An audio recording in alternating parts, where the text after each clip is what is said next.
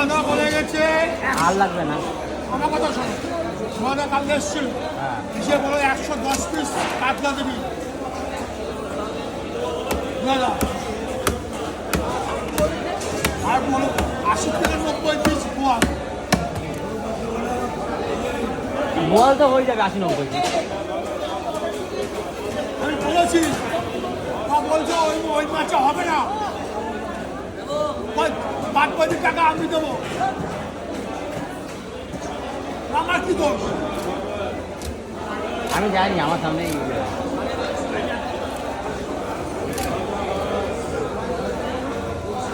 না, তুমি তোমার মতো দিয়ে দাও, হলে হলো না হলে না, পয়সা কথা এটাই অনেক বেশি হয়ে গেছে।